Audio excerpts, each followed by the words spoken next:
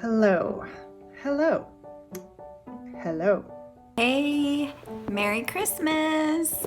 I'll have a blue Christmas without you. Thank you very much. I'm so happy to be here and tell you about the most incredible Christmas of my life.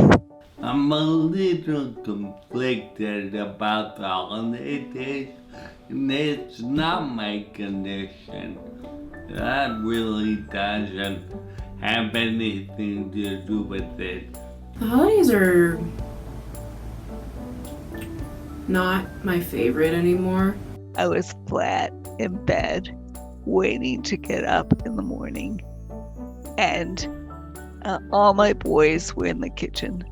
My boys and my husband, my two boys were in their 30s, and my brother and sister-in-law, they were there from Albuquerque, New Mexico. So everyone's in the kitchen. The coffee was grinding. The smell of coffee was so delicious. And then I smelled fried potatoes, which I love the smell. Fried potatoes is wafting through the house with the coffee smell. And I was like, oh, it's gonna be great. And no one came up, got me. And everyone's talking and eating, and I could hear all sorts of steaming of milk for cappuccino. I was going really like, oh my God. I want to scream, saying, come get me, come get me. I sit at the table for Thanksgiving and Christmas dinner, but I don't participate in meal. Plus, at those bigger gatherings, the conversation tends to change topics quickly and I type relatively slow. Thus, by the time I finish typing my comment, I'm 2 or 3 topics behind the conversation. I'm conflicted because, for 30 years I was advertising commercial catalog editorial photographer, and I was asked to do holiday pictures every August. I would create the iconic, image of, Americana, Norman Rockwell, perfect moments of the holidays. And then to tell the truth, they don't exist. Truth be told, my favorite day of the holidays is January 1st, which is the day we take down our Christmas tree and put away all our decorations.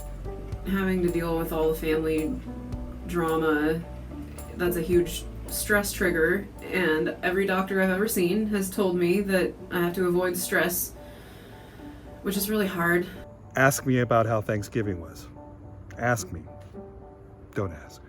All the iconic images I did basically were unreal. They put undue pressure on people, especially people like me.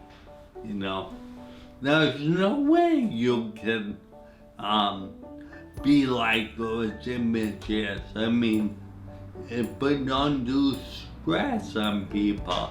You feel guilty looking at them.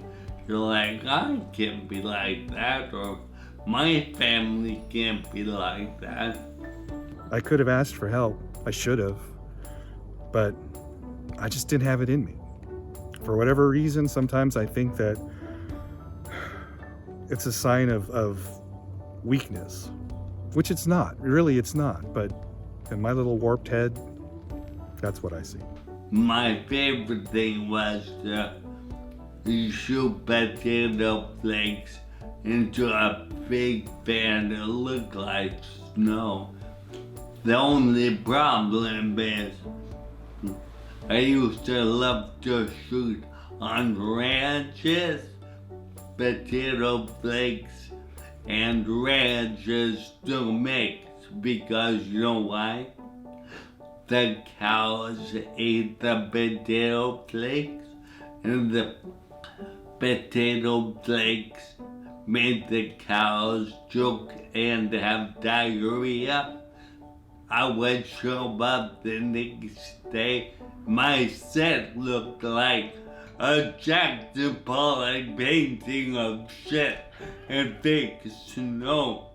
That is not an indictment of the holidays as a whole. It's just, I think it represents sort of this heaviness that I feel around the holidays, because it feels like there's a lot of obligation, and when you have a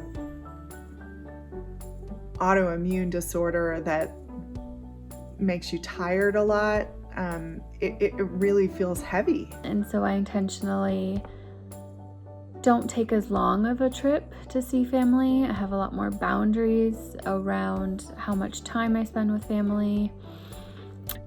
And then all of a sudden, the music burst into my bedroom, and that was of the Alleluia chorus, Handel's Messiah, which is my personal favorite holiday song. And I say my personal holiday song because nobody likes it. And I felt so loved because I know how much they don't like that music. So I think I'm so lucky. Although I was cut off, I was given 2 Christmas songs. And after that, I was totally cut off, which was fine. I have to learn that less is more. With all the highs and lows of being unfixed, do we ever really feel grounded? I guess for me, I try to navigate through the holidays with eyes of a child. And what I mean by that is I want to feel the feelings I had and as we felt as kids. So I had my stroke in November 2018, so it's been about 2 years. So I don't have the same connection to your childhood memories of Christmas or stuff like that, because they all feel so far away. I kind of feel like a different person if I even have those memories. Kind of hard to tell what's weird, real, and what you're making up. MDDS and vestibular migraines seem to affect my neurosensory processing, and so lots of hustle and bustle and stimuli are a little overkill for my brain. So with that being said, as you can imagine, flashy, blinky lights and Black Friday shopping and all of that jazz is a huge trigger for me, and it's something that I actually pretty much avoid at this point. I'm actually kind of thankful for, this year not having as big of gatherings. There's definitely things I miss from before the pandemic, but I'm just glad that, I don't feel obligated to overdo it. Because in the past, I've felt obligated, and then my battery runs out, and then I'm so tired that I feel like I'm gonna cry. And that's not good for my health. I got diagnosed in 10th grade, so I would say ever since then, even with regular not just Christmas, any other holiday, especially Christmas, people more so, my family, they more so check on me and ask me how I'm doing, where's my state of mind at, how am I feeling, how my body is doing, instead of just did I get everything that I wanted for Christmas, this and the third. I have more conversations with my family, I think, when it comes to my Tourette's. I know that now, since my whole family knows what I have, they always ask me, are you okay, how you doing? Excuse me. Are you still spreading awareness? And I am. I have made some modifications around how I participate in the holidays because of my transverse myelitis. I don't eat as much sugar, and there's a lot of sugar around during the holidays.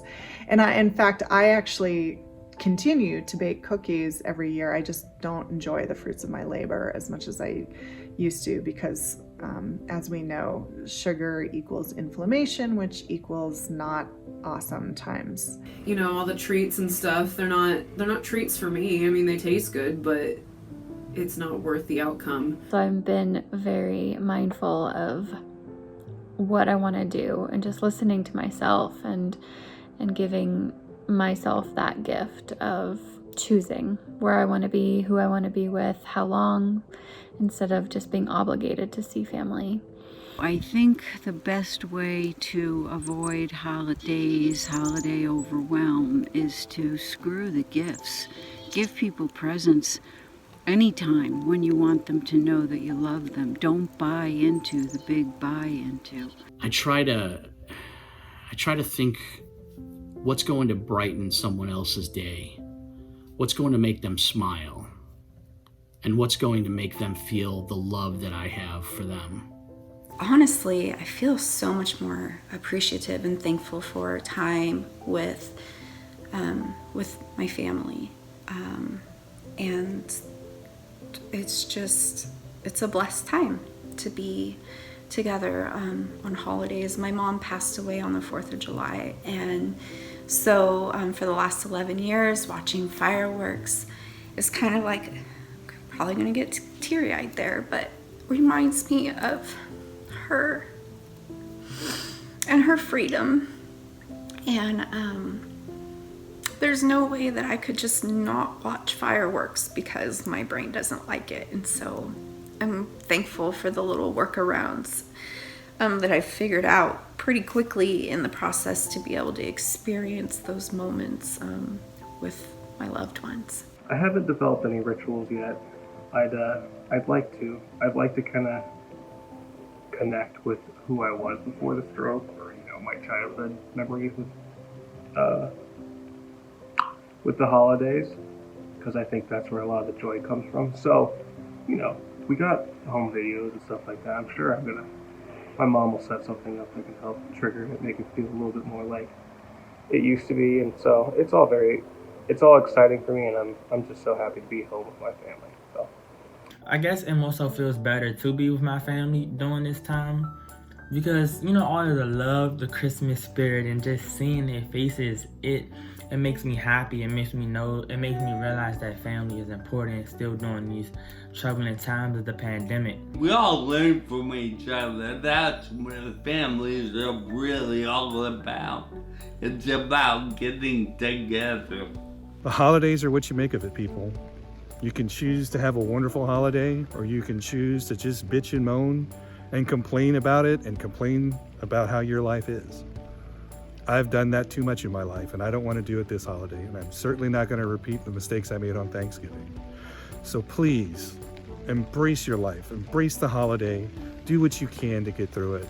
And for heaven's sake, go outside. Maybe, like me, you can rock a wool hat with ear flaps. It's good to see this year ending. Love to you all. Happy holidays, happy solstice, happy whatever holiday you celebrate. Love you guys.